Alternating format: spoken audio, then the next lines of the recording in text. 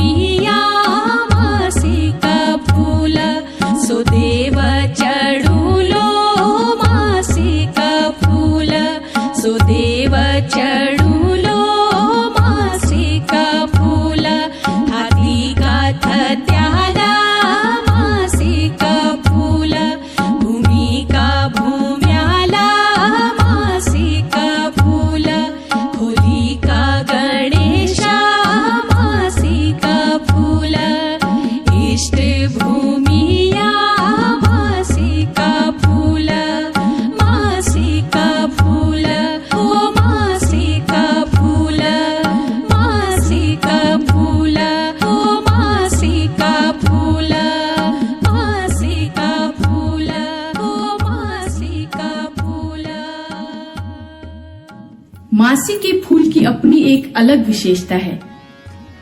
हिमालय के उच्च शिखरों में लगभग 15,000 फुट की ऊंचाई पर पाए जाने वाली यह वनस्पति बहुत दुर्लभ है। इसको मासी, नैर, बिल्ल, कहा जाता है? वैसे तो हर फूल सुगंधित होता है, लेकिन मासी का फूल इतना मनमोहक होता है कि अपनी खुशबू से समस्त वातावरण को, हिमालयन क्षेत्र के समस्त लोग को, वहाँ के जल जंगल, वहाँ के पशु पक्षियों को, वहाँ रहने वाले मनकीन के अपनी ओर खींच लेता है। और इसका प्रयोग हम धूप बनाने में करते हैं, जिसको देवताओं को अर्पण किया जाता है। और इस मासी के फूल का वर्णन हम लोग अपनी लोक संस्कृति में, अपने लोक साहित्य में बहुतायत से पढ़ते हैं, सुनते हैं, उन गीतों को गाते हैं। बिल्कुल। और आज नहीं, बहुत समय पहले से ही उस हिमालय क्षेत्र के लोग जो दूरस्थ, चाहे हम कुमाऊं, गढ़वाल, जौनसार, चाहे हम हिमाचल की बात करें, हिमालय के जितने भी क्षेत्र हैं, और जो ईश्वर के करीब हैं, जो प्रभु को, जो कैलाश में रहने वाले शिव को, पार्वती को, माँ गौरा को अपने उसी वनस्पति से भोग लगाते हैं, उसी वनस्पति का सहारा लेते हैं अर्पण करने के लिए। वहाँ के लोग जब ढोल दमाओं की आवाज में देवों का आह्वान करते हैं, तो उसमें मासी के फूल का जिक्र जरूर होता है। और अपने गीतों के साथ, अपनी लोक संस्कृति के साथ, अपने ढोल दमाओं के साथ वो उस फूल को अपने देवताओं को अर्पण करते हैं। और ये ऐसे दुर्लभ वनस्पति, हमने बताया था कि ये उच्च शिखरों से लाना ही बहुत मुश्किल है इसको। और सिर्फ धूप ही नहीं, इसका प्रयोग बहुतायत की चीजें बनाने में किया जाता है। इसकी जड़ों का प्रयोग, इसके फूल का प्रयोग। तो अब देखिए, लोक जितना हम बताते हैं कि लोक जीवन बहुत ही सुंदर, बहुत ही निराला है।